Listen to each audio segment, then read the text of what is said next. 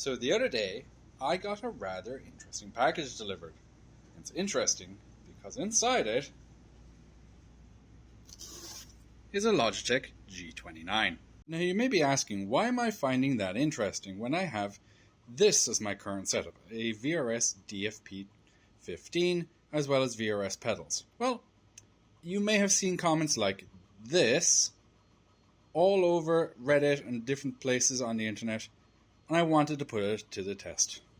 So, to see if the G29 is a viable option still, and to see if that comment really is true, that you can be just as fast, we have to compare it against something. And what better way to do it than with the setup I'm most familiar with, which is the DFP15 by VRS. And I'm running it in the Porsche Cup car on iracing, which I'm very, very familiar with, as you will no doubt have seen on my channel if you've kept up with it at all. And this week, the Porsche Cup is here at Spielberg, the Red Bull Ring, so we're going to test it on that track as well with the same conditions for both. And what we're going to do is I'm going to warm up the tires. It's going to take about 2, maybe 3 laps to warm up the tires.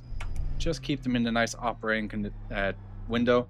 And then I'm going to do about 10 fast laps, and we're going to see how the G29 compares versus the DFP15. And not only in terms of outright pace, but in terms of consistency, feel. The next time you see me, I'll have completed the 10 or so fast laps with the DFP15, and we're going to be dipping into the G29. Alright, so I have the G29 hooked up to my rig right now, and this feels immediately like a very different setup. I have to stretch a little further to get my hands on the steering wheel, and it feels extremely light in the pit lane. This is, oh god, this feels so strange. Alright, so I know what time I need to beat. At least I think I remember. But we'll see at the end when I've done a few laps. As I said, I'm going to warm up the car and tires, and ooh, it's a little bit of force feedback. It's very strange. But after about a couple of warm-up laps and then 10 or so fast laps, we'll see where I end up. I'm going to tell you just from the get-go, it's going to take me a little bit to warm up to this wheel. Not necessarily the force feedback, but just how quickly it turns. It's definitely a different feeling. Initial impressions are it's actually surprised me a bit more. Force feedback isn't as bad as I thought it was going to be. Very notchy though. Definitely feels a little more sensitive on steering input. Not necessarily force feedback, but steering input. And just to try and keep this somewhat fair, I'm still using the DFP or the DFP VRS braking throttle, so we shall see. But initial impressions are it's definitely a little more sensitive on steering input. It is light. It's quite vague in places. I'm driving a bit more off memory than actually force feedback.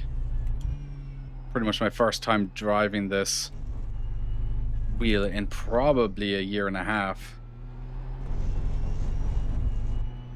The oversteer correction's a little odd. But anyway, 10 laps and we'll see how we get on.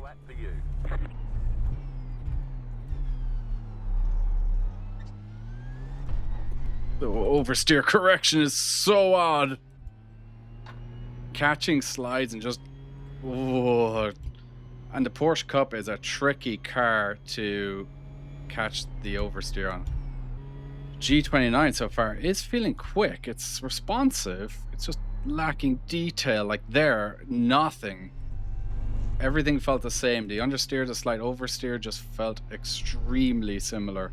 Coming through the last corner, every time I've come through here, not this one, but the next one, because you're coming off the curbs, it just gets so notchy and you can't quite tell exactly what's happening. Here as well, you just have no idea what's happening with the understeer. And here again, it's just there's a slight rumble in the wheel, but it doesn't tell you anything. Like, the wheel doesn't get lighter, it just rumbles a little bit. There's no way I just did a 30.6. That's insane. The wheel is pretty vague. There's no way. And I'm faster to this lap. There's just no way. That is truly, truly astonishing. There's no way. A 130.4. No way. There's no way. Don't spin out now. There's no way. Why are we spending thousands of dollars on setups if you truly can be this fast? All right, so that's 10 fast laps, give or 30. Maybe it's 9, but yeah, that's some very interesting results. It's definitely vague. After all that testing, shall we check out some lap times and see where everything kind of fell?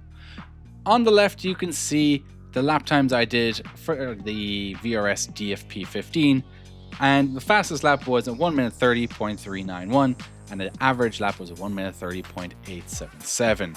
Now, admittedly, I was probably not pushing as hard as I could have been on the first few laps, but it doesn't really make a huge difference. But how does that compare to the G29? On the right, you have the G29 laps. I did one extra lap here, it was 11, not 10, but we counted it anyway. But what's surprising here is the fastest lap was at 1 minute 30.474, which is about a tenth of a second off of the VRS DFP 15. And the average lap was 1 minute 31.089, which is about 2 or 3 tenths, give or take, on average a lap. Now that does add up over the course of a race, but it's way closer than I thought it would be. Admittedly, I was a bit ignorant and I thought those comments were kind of a bit of full of you know what, but having tested it, I'm shocked. I'm genuinely shocked that the G29 can keep pace, even on an average lap with a DFP 15. The G29 definitely feels very, very vague, and I'm not relying on it for input or feedback. I'm driving on kind of muscle memory and more visual clues, where the VRS DFP 15, I would be using my hands and the feel of what the car is doing more. I was very, very surprised by the lap times, and I hope some of you were too by this testing. But ultimately, that's not the only thing we test on, or at least we shouldn't test on. Lap times is one thing, and it's critical for being competitive, but it's not the only reason you buy a high-power wheelbase. So there's other criteria we have to include. As I said, fastest lap, it technically goes to the DFP 15. Consistency also goes to the DFP 15. It's marginal, so it's like, I'm going to call it a draw for the two of those categories. There's a third category though, immersion, and hands down the DFP 15 is way more immersive. You get so much more feedback. I know exactly what the car is doing. I can feel all the curbs. I can feel the difference in the road texture. I can feel the back end sliding around. I can feel the car understeering. I can feel the bumps in the road, and I get the extra weight with the car, so I can feel the weight transfer.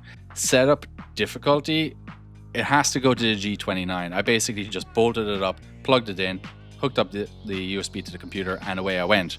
Whereas with the DFP 15, there was a lot of tweaking and tuning, so many settings, and they have varying degrees of what they do with the car. And there's some profiles on there that are just feel horrible to me, and some profiles that feel really good, and I make kind of my own profile. In terms of build quality, the G29 is solidly built for what it is, but it definitely feels cheap. Like, there is no premium materials. It's all plastic. It makes clunking noises. It's rattly. It just feels cheap. I know given the price tag, but it definitely feels cheap. So again, DFP 15 wins here. Value is a difficult one though, and this is the last category. Value is going to be subjective. It's going to be what you can afford, what you're willing to pay, and what you are after. So for me, I think the DFP 15 is great value for money if that's what you're looking for. But if you can't afford it, it's a moot point. And I think the G29, I got mine for less than $200 on eBay as a refurb unit from Logitech themselves. So for less than $200, it's a banger of a bargain.